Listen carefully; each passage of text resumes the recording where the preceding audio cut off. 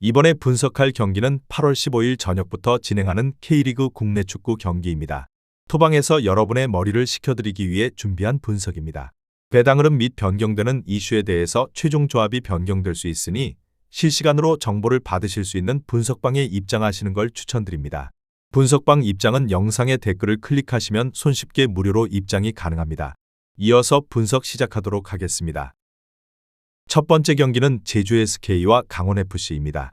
제주의 포메이션은 3-4-3이며 유리 조나탄은 측면과 중앙을 오가며 강력한 돌파와 날카로운 마무리를 겸비한 자원입니다.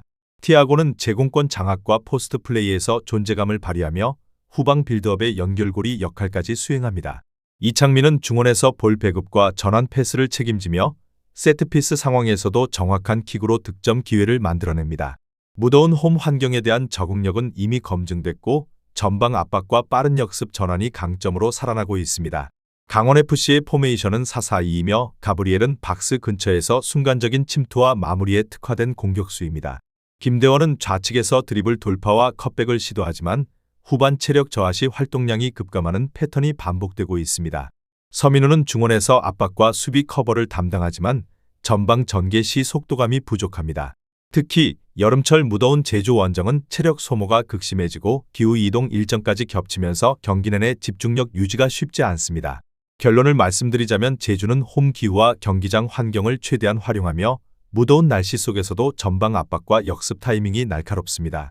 유리 조나탄과 티아고의 투톱 압박이 강원의 후방 빌드업을 흔들 수 있고 이창민의 중원 장악은 경기 흐름을 지배하는 열쇠가 됩니다. 반면 강원은 비행 일정 습도 기온 등 복합적인 원정 부담 속에 체력 관리가 어렵고 전개 속도마저 둔화될 가능성이 높습니다. 여기에 후반전으로 갈수록 강원의 수비 간격이 벌어지면서 제주의 측면 돌파와 세컨볼 장악이 더욱 위력을 발휘할 전망입니다. 결국 체력, 환경, 전술 3박자가 맞물리며 경기 막판 주도권은 제주가 확실히 틀어질 수 있습니다.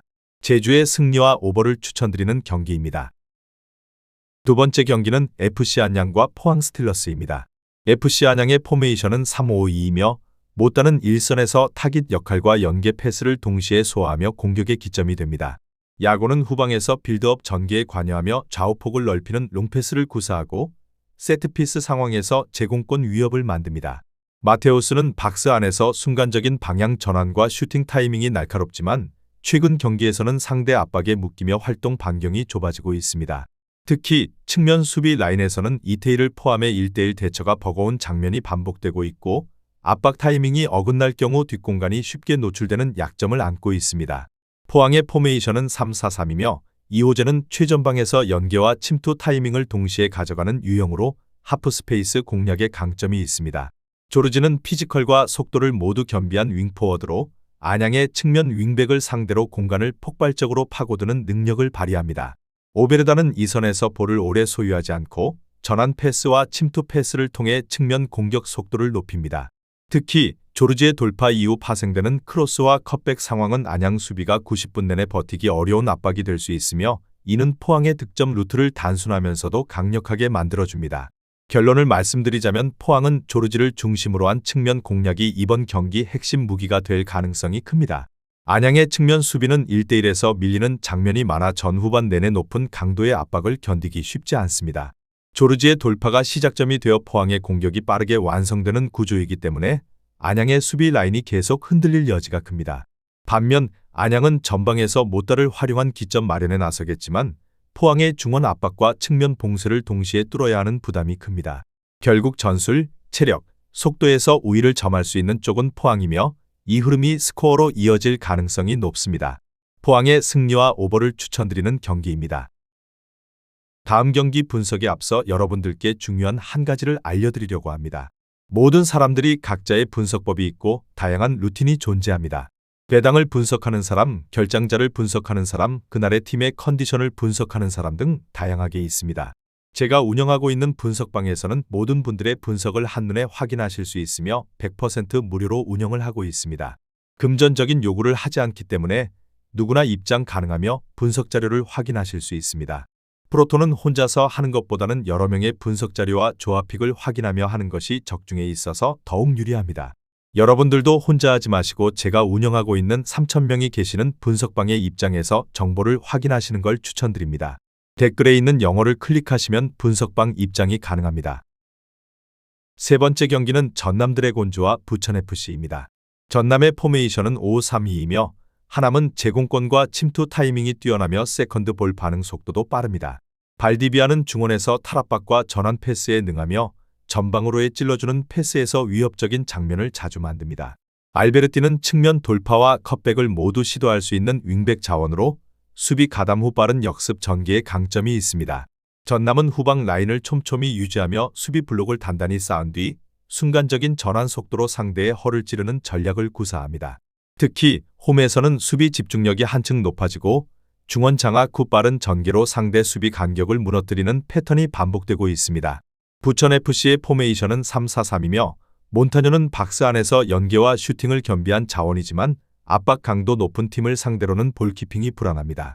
티아기뇽은 전방에서 폭넓게 움직이며 연결 고리를 맞지만 측면 압박이 심해지면 활동 반경이 좁아집니다. 카즈는 측면 돌파와 크로스 능력은 있지만 후반 체력 저하가 뚜렷하게 나타나 수비 복귀 속도가 느려집니다. 부천은 점유율을 유지하려 하지만 전환 상황에서 수비 라인과 미드필드 간격이 벌어지며 역습에 취약한 흐름을 보이고 있습니다. 결론을 말씀드리자면 전남은 수비 블록을 두텁게 형성한 뒤 순간적인 전방 침투와 속공 완성도를 높이며 최근 홈 경기에서 강한 안정감을 보여주고 있습니다. 하남과 발디비아의 연계는 전방 마무리까지 매끄럽게 이어지며 알베르티의 폭발적인 측면 지원이 속공 위력을 배가시킵니다. 반면 부천은 측면 수비 라인이 전환 상황에서 쉽게 벌어지고 공격 전개 템포가 느려 결정적인 기회를 만들기 어렵습니다. 특히 원정에서는 후반 체력 저하로 역습 방어가 흔들리는 패턴이 반복되고 있습니다. 게다가 전남은 홈 관중의 응원 속에서 압박 강도를 한층 높이며 상대의 중원 연결 고리를 완벽히 차단하는 데 성공하고 있습니다. 부천은 이런 압박에 맞서려 해도 전방에서 볼을 지켜낼 수 있는 버팀목이 부족해 점점 수세에 몰립니다. 이 흐름이 이어진다면 경기 막판에는 전남의 날카로운 역습 한 방이 승부를 결정지을 가능성이 큽니다. 전남 드래곤즈의 승리와 언더를 추천드리는 경기입니다. 마지막 경기는 안산 그리너스와 충남 아산입니다. 안산의 포메이션은 3-4-1-2이며 제페르소는 제공권과 피지컬을 앞세워 전방에서 버티는 힘이 있지만 측면으로의 움직임이 제한적입니다.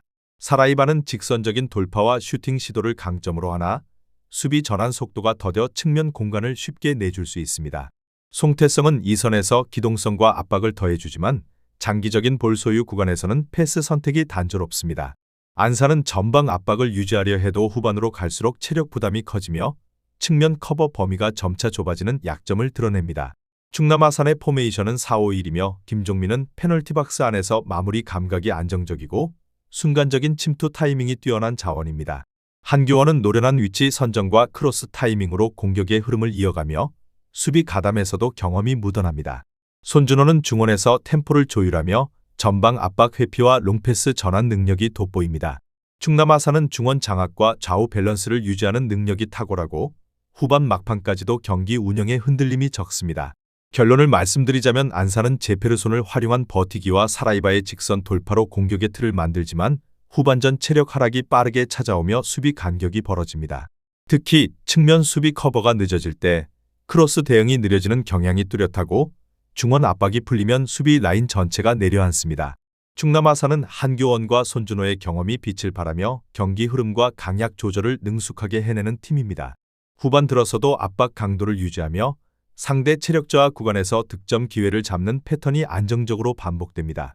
또한 교체 자원 활용이 효율적이어서 후반 운영에서 확실한 우위를 점할 수 있는 전술적 기반을 갖추고 있습니다. 결국 양팀의 체력 관리, 경기 운영 능력 차이가 승부를 좌우할 가능성이 높습니다. 충남 아산의 승리와 언더를 추천드리는 경기입니다. 본인의 생각과 비슷하다면 한번 도전해보시는 것도 나쁘지 않다고 판단됩니다. 내일 새로운 영상으로 찾아뵙겠습니다. 시청해주셔서 감사합니다. 프로토는 단지 운으로 하는 게임이 절대 아닙니다. 모든 분야의 전문가들이 존재하듯 프로토도 분명 전문가들이 존재합니다. 경기 시작 전에 다양한 분석 자료 확인은 필수이며 가장 중요한 정보력이 수익의 80% 이상 지분을 차지하고 있습니다. 수익을 원하시는 분들은 이상한 곳에 가입비 내고 가입하지 마시고 유튜브에서 여러 가지 영상을 찾아보신 뒤에 해당 영상 등을 참고하여 베팅하시는 걸 추천드립니다. 오늘도 영상을 시청해 주셔서 감사드리며 행복한 하루 되시길 바랍니다.